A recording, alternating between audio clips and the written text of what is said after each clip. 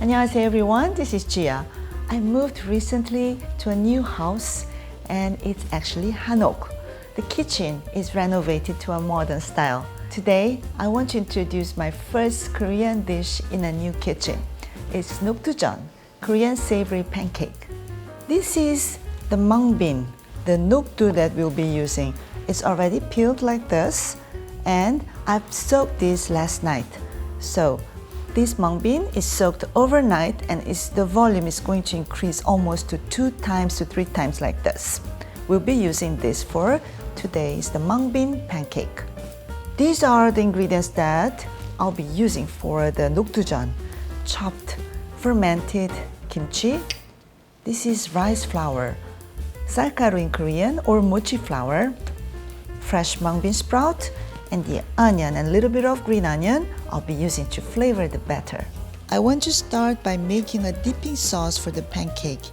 In a small bowl, combine soy sauce, rice vinegar, and brown sugar, then mix well.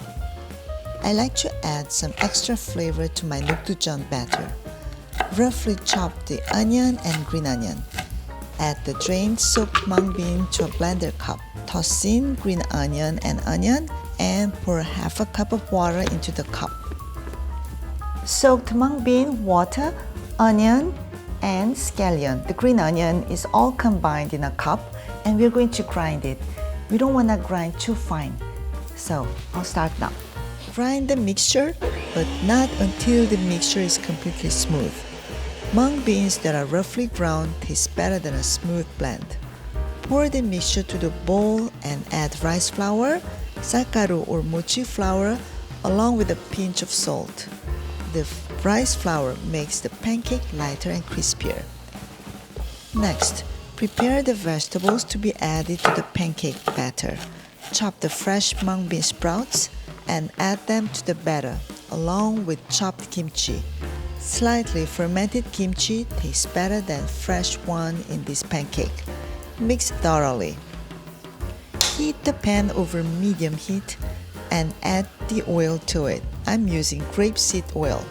Add enough oil, about 2 tablespoons, to make the pancake crispy. Place a spoonful of the Nokdu mixture to the pan and cook until golden brown on the both sides.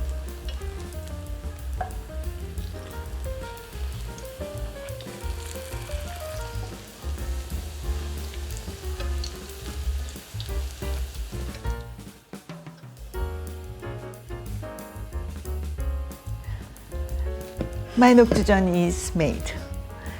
This dish is actually in Korea for special occasions like someone's birthday or like a Chuseok or Lunar New Year, because the cooking process is a little bit complicated. I tested my Nokdu a few times and I tried to make it as easy as possible. The recipe is simple, but the taste is quite authentic and it's very good. I'll try one bite.